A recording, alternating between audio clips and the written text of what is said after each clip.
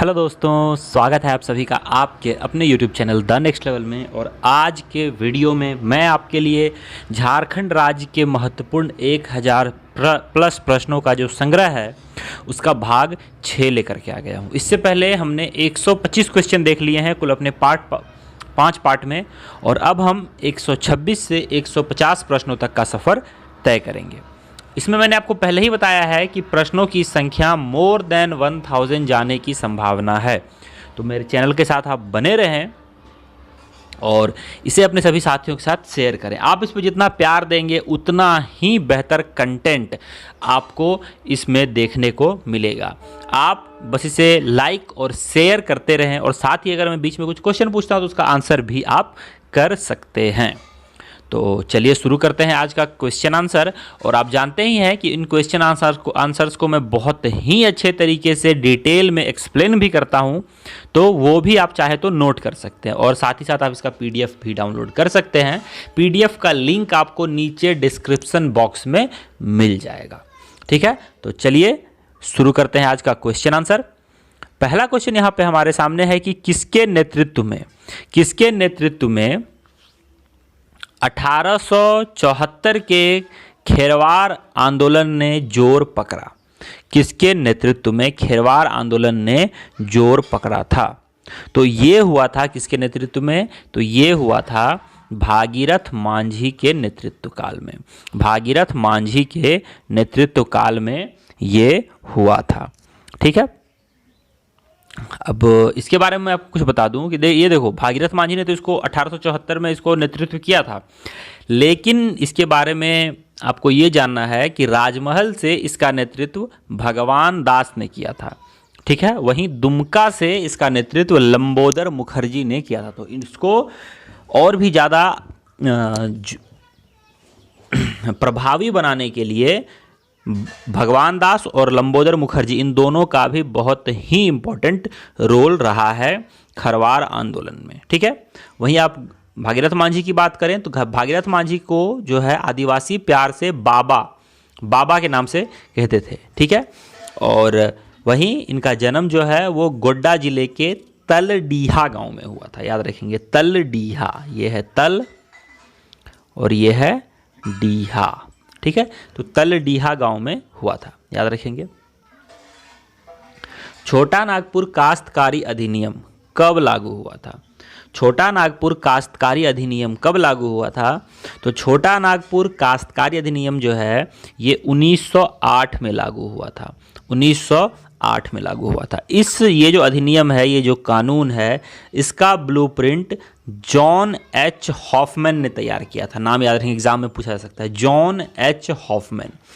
और इसमें पूछे जाने लायक एक और बात यह है कि इसमें कुल 19 अध्याय हैं। इस अधिनियम में कुल 19 अध्याय हैं और 271 धाराएं हैं।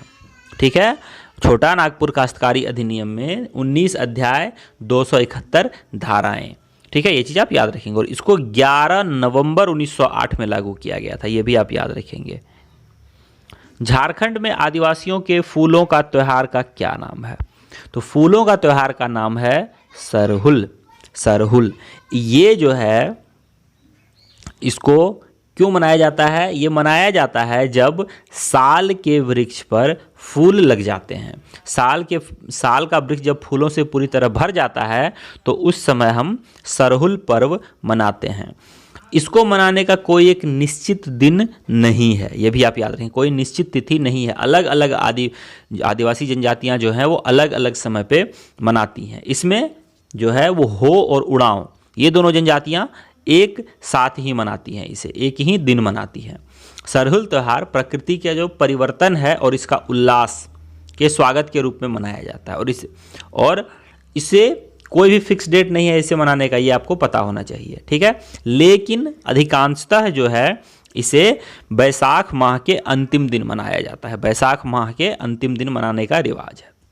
इसके अलग अलग नाम भी हैं, जैसे मुंडा जनजाति में इसे बा कहा जाता है, बा। वहीं जो उड़ाव जनजाति है इसे खद्दी कहता है, खद्दी। और वहीं जो खड़िया जनजाति है इसे जंकारे सोहराई कहता है, जंकारे सोहराई। जंकारे मैं लिख देता हूँ, जंकारे सोहराई, ठीक है, जंकारे सोहराई कहता है सरहुल को, ठीक है। तो ये सब चीज़ आपको याद रखना है। और बाकी मैं अलग अलग पर्वों पे भी आपको वीडियो प्रोवाइड कर ही रहा हूँ, तो वो भी, उससे भी आपको इसके बारे में और जानकारी मिलेगी। नेक्स्ट है धुमकुड़िया किस जनजाति की सामाजिक संस्था है। देखिए, हमारे झारखंड राज्य के जनजातियों में युवा गृह का प्रचलन रहा है, युवा गृह का, ठीक है। तो युवा गृह को अलग अलग जगह अलग अलग जनजातियां अलग अलग नाम से जानती हैं। जैसे धुमकुड़िया जो है ये उड़ांव जनजाति कहती है युवा गृह को। वहीं अगर हम देखें तो असुर, मुंडा और कोड़ा जनजाति जो है वो गीती ओड़ा कहती है धुमकुड़िया को, यानी कि युवा गृह को, ठीक है। तो उड़ांव जनजाति में इसका नियम कुछ इस प्रकार से है कि उड़ांव जनजाति जो है वो क्या करती है, उड़ांव जनजाति, इसमें दो तरह की युवा गृह का प्रावधान है, एक गर्ल्स के लिए, एक बॉयज़ के लिए। गर्ल्स के लिए जो है उसको पेल एरेपा कहते हैं, पेल एरेपा, ठीक है, एरेपा। वहीं जो पुरुषों के लिए होता है उसको जोंग एरेपा कहते हैं, जोंग, ठीक है, जोंग एरेपा, याद रखेंगे। और यहाँ पर एक और चीज़ मैं बताऊँ आपको, यहाँ पर जोंग एरेपा को एक और नाम से जाना जाता है, उसको कहते हैं धांगर कुड़िया, धांगर कुड़िया। जैसे धूम कुड़िया है तो उसको धांगर कुड़िया भी कहा जाता है। युवा गृह में प्रवेश करने की जो तिथि होती है वो 10 से 11 वर्ष की होती है। 10 या 11वें वर्ष में आपको इसमें प्रवेश करना ही करना है, ठीक है। और उसके बाद क्या है कि एक कब तक उसके सदस्य रहेंगे, तो ये सदस्य रहेंगे उसके जब तक उनकी विवाह ना हो जाए, यानी कि विवाह से पूर्व तक ये इसके सदस्य रहेंगे।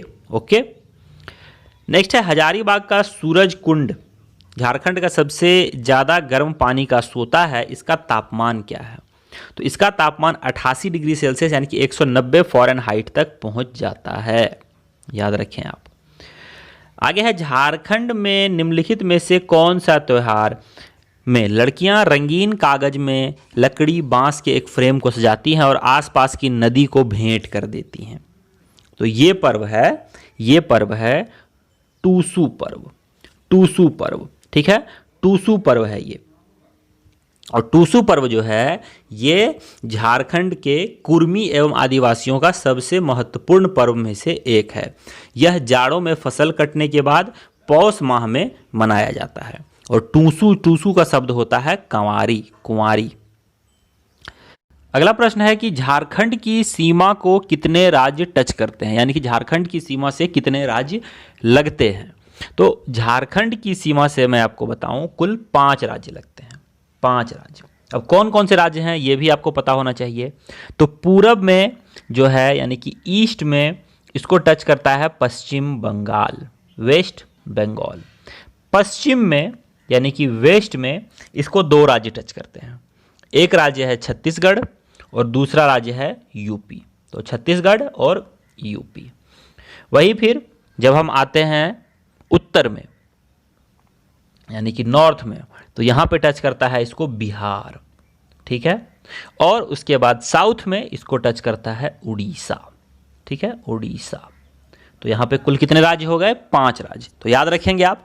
साथ ही साथ किस राज्य को कौन कौन सा जिला टच करता है, ठीक है, ये भी आपको पता होना चाहिए, ठीक है। ये सब चीज़ें आप याद रखेंगे, बहुत ही इंपॉर्टेंट है। अगला क्वेश्चन है झारखंड का राजकीय पक्षी कौन सा है। तो झारखंड का राजकीय पक्षी है कोयल, कोयल, याद रखेंगे। बहुत से लोग मोर में कंफ्यूज जाते हैं क्योंकि मोर हमारे देश का राष्ट्रीय पक्षी है, लेकिन हमारे झारखंड राज्य का राजकीय पक्षी कोयल है।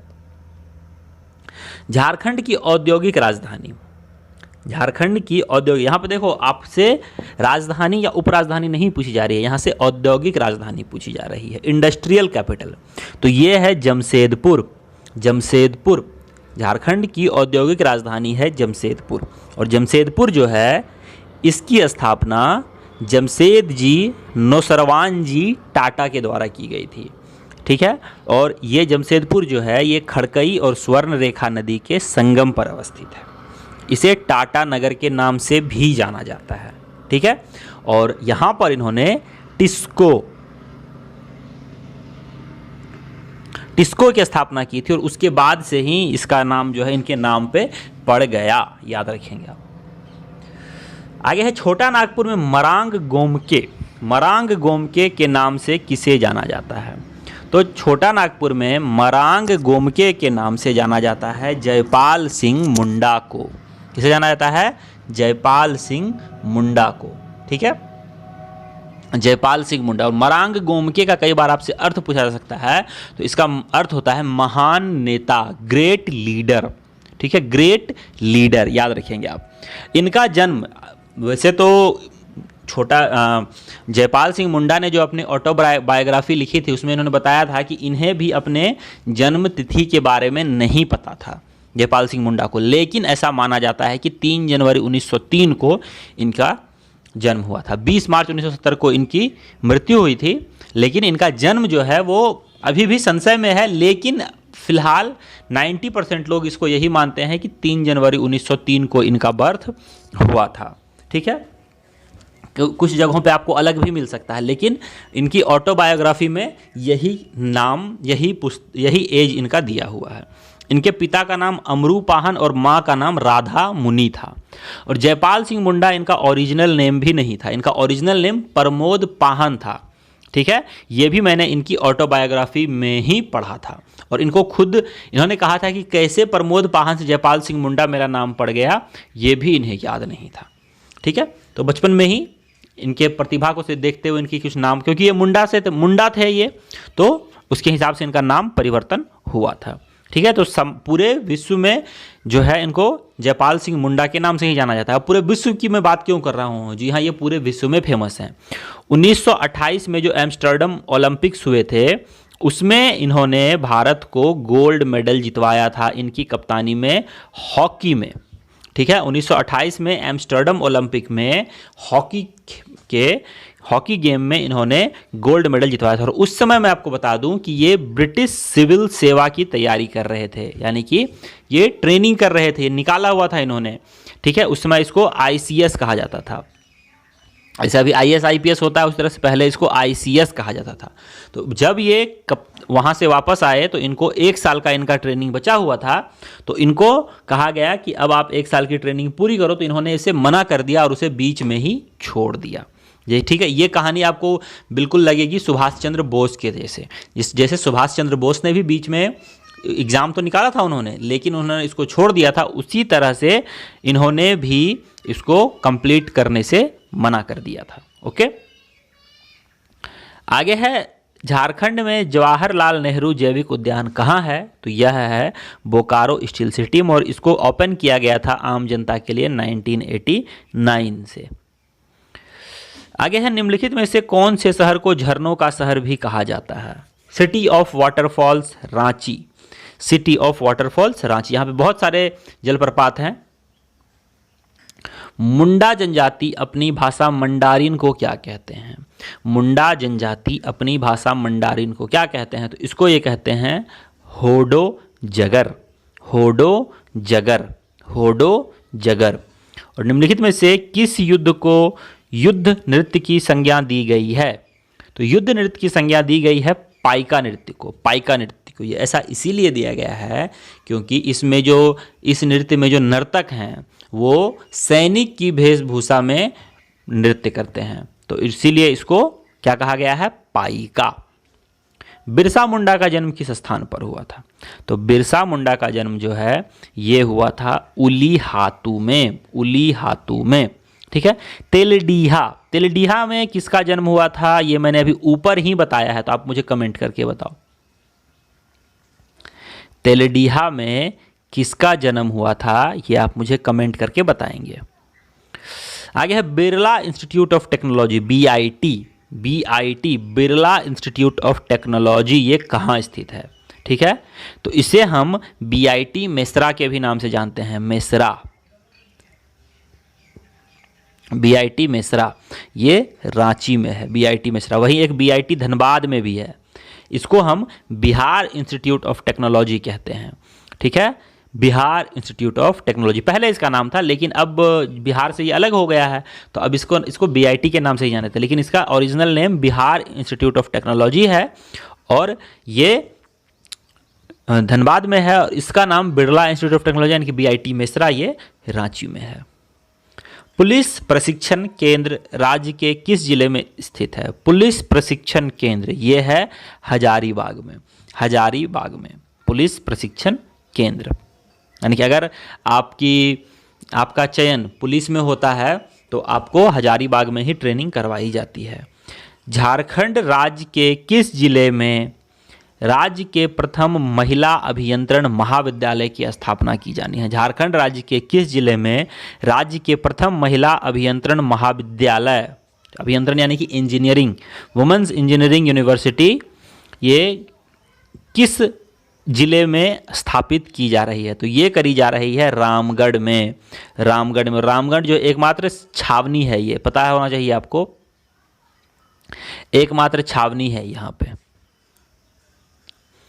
झारखंड राज्य में संचालित ऑपरेशन ग्रीन हंट का संबंध किससे है?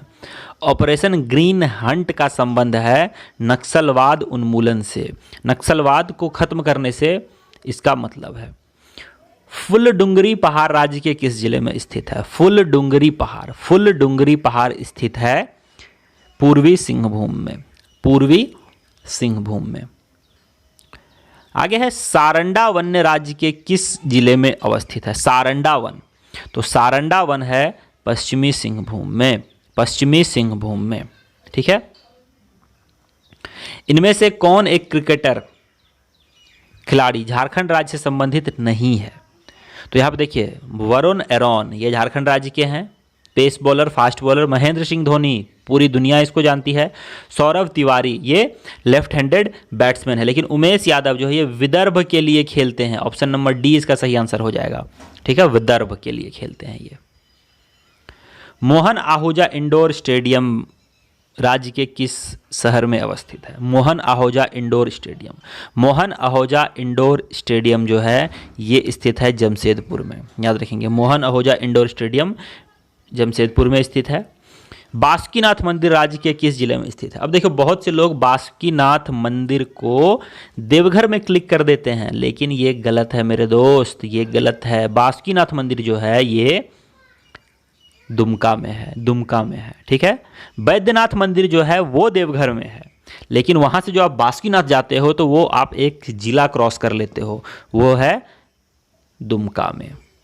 और आखिरी क्वेश्चन आज का कि तेलियागढ़ किला राज्य के किस जिले में अवस्थित है? तो तेलियागढ़ किला राज्य के साहिबगंज जिले में अवस्थित है, ठीक है। ऑप्शन नंबर डी इसका सही आंसर हो जाएगा। दोस्तों यहाँ पे हमारे 150 प्रश्न समाप्त होते हैं। आई होप आपको ये वीडियो अच्छा लगा। अगर वीडियो अच्छा लगा तो वीडियो को लाइक करें, चैनल को सब्सक्राइब करें और हमारे इस वीडियो को अपने साथियों के साथ भी शेयर जरूर करें। तो मिलता हूँ आपसे नेक्स्ट वीडियो में, तब तक लेता हूँ आपसे विदा। जय हिंद, जय भारत, वंदे मातरम।